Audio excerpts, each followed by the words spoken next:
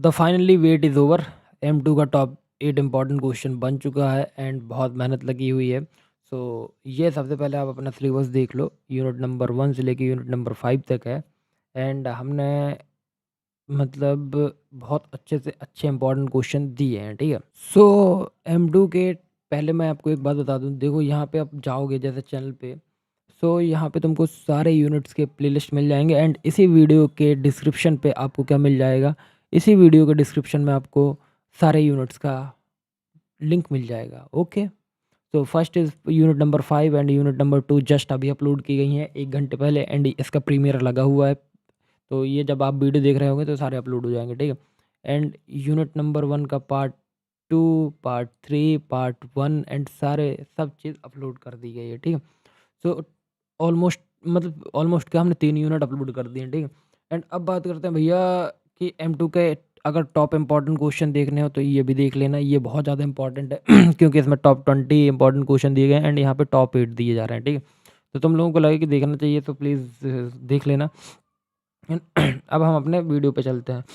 तो देखो, सबसे पहले यहाँ पे आपको क्वेश्चन दिया गया है कि भाई तुम्हारे पास सबसे पहला क्वेश्चन क्या है कि आपको सॉल्व करना है first order linear differential equation. तो ये तुमको टॉपिक्स दिए गए हैं, ऊपर लिखे हुए भी हैं top M1 top most important topics final, ठीक है। ये फाइनलाइज किए गए हैं हमारी तरफ से, जो कि सॉल्व करना है आपको first order linear differential equation and second है आपका Bernoulli's differential equation and exact differential equation and Lebanese linear differential equation, ठीक है। नाउ सेकंड क्वेश्चन की तरफ मूव करेंगे। सो सबसे पहले आता है सॉल्व करना है आपको what differential equation by variation of parameter method. तो भाई ये बहुत इंपॉर्टेंट है, VVIP है एंड ऊपर से मतलब सारे VVIP ही हैं, ठीक है। फिर आता है आपका Cauchy Euler differential equation and verify करना है कॉचे रहमान इक्वेशन, ठीक है। तो ये जो क्वेश्चन है बहुत इंपॉर्टेंट है एंड ये सारे हमने कवर करे हुए हैं।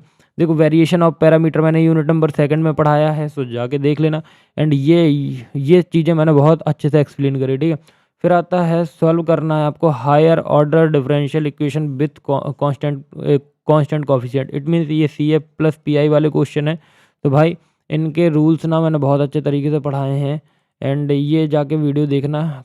यूनिट नंबर ये वाला पार्ट 3, पार्ट 2 एंड पार्ट 1, ये सारे पार्ट मैं दिखा दे रहा हूँ। एक बार थोड़ा सा ऊपर करता हूँ, स्क्रॉल करता हूँ एंड सारे मतलब मैंने इतना मान लो कि तुम अगर इतना कर लेने वाले हो तो तुम्हारा M2 अच्छे से निकल जाएगा, ठीक है।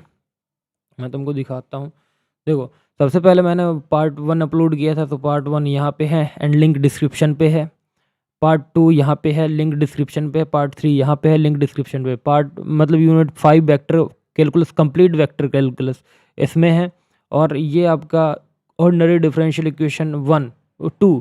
सो हमारे 3 यूनिट हमने अपलोड कर दिए, ठीक है। तो जाके देखो इनको। सो तुमको CA प्लस PY से जितने भी मतलब डाउट्स होंगे, क्योंकि इनमें बहुत सारे रूल्स एंड PI के भी रूल्स हैं। फिर आता है सॉल्व करना आपको साइमल्टेनियस डिफरेंशियल इक्वेशन, ठीक है। फिर क्वेश्चन नंबर 4 का ए आता है ऑब्टेन करो power series solution of differential equation. B का है लेजेंडर डिफरेंशियल इक्वेशन। फिर आपको है प्रूव करना आपको वेसल फंक्शन आइडेंटिटी, ठीक है। फिर फाइंड करो analytical function elementary arbitrary function, ठीक है। फिर आता है क्वेश्चन नंबर 6 सॉल्व करो partial differential equation using Charpit method. Find करो हार्मोनिक फंक्शन को एंड हार्मोनिक कॉन्जुगेट को, ठीक है। फिर क्वेश्चन नंबर 7 आता है फाइंड करना है divergence and curl of vector field. फिर आता है होमोजीनियस लीनियर डिफरेंशियल इक्वेशन। तो देखो होमोजीनियस लीनियर डिफरेंशियल इक्वेशन के क्वेश्चन आते हैं। फिर देखो तो यहाँ पे है फाइंड करो रेसिड्यू एट पोल और ग्रेडियंट एंड डायरेक्शनल डेरिवेटिव। और कुछ शॉर्ट नोट्स हैं, इनके भी शॉर्ट नोट्स हैं, ये सॉल्व करने को पूछ लिए जाते हैं। Stokes Green's theorem, Gauss theorem, Stokes theorem, ठीक है। एंड एक बार हम PDF में मतलब आपके PDF में देख लेते हैं कुछ छूट तो नहीं गया यूनिट 5 से, क्योंकि इस देखो डिफरेंशियल ऑफ इक्वेशन है ये geometrical mean directional derivative divergence and curl. तो डाइवर्जेंस एंड कर्ल इसको इम्पोर्टेंट में रख लेंगे, क्योंकि डाइवर्जेंस ऑफ कर्ल देखते हैं है क्या। हाँ ऊपर दिया गया, sorry, divergence of curl of a vector field and ये Green's theorem, Gauss theorem, Stokes theorem, ये सारे क्वेश्चन अच्छे से कर लें। एंड कुछ एक्स्ट्रा क्वेश्चन है line integral, surface integral and volume integral कर लेना and geometrical meaning of gradient and residue theorem. तो ये सारे आपके इंपॉर्टेंट क्वेश्चन हैं एंड अगर आपको कुछ एक्स्ट्रा लगता है इंपॉर्टेंट तो प्लीज़ आप ज़रूर करिएगा, क्योंकि देखो अगर आपका दिल कह रहा है कि हमको और करना चाहिए तो प्लीज़ कर लेना, नहीं तो आपको इतने क्वेश्चन इतने टॉपिक्स मतलब जो अपन ने टॉप 8 इंपॉर्टेंट दे दिए हैं, ऑलमोस्ट फुल सिलेबस हमने 90 से 95% कवर कर लिया है। तो आप इनको सॉल्व करके इजीली पास हो सकते हैं एंड इनको भाई देखो अभी के अभी ही सॉल्व करने बैठ जाना एंड कोशिश करो कि भैया अच्छे से अच्छा मार्क्स लाना है तो भाई अच्छे से अच्छा प्रैक्टिस करो एंड अच्छे से अच्छा प्रैक्टिस करने के लिए तुमको क्या करना पड़ेगा, तुमको ना सॉल्व करने पड़ेंगे क्वेश्चन। तो तुम क्वेश्चन कैसे सॉल्व करोगे, स्ट्रेटजी सुन लो कि M2 की जितने भी मैंने वन शॉट डाल दिए हैं, वन शॉट जाके उनको 1.5x या 2x पे जाके देखो, क्वेश्चन उठाओ, तो उससे कॉन्सेप्ट समझो, कॉन्सेप्ट समझने के बाद वहाँ पे मैंने सारे इंपॉर्टेंट क्वेश्चन समझाए हैं जो कि आपके एग्ज़ाम में आने के हाई चांसेस रहते हैं।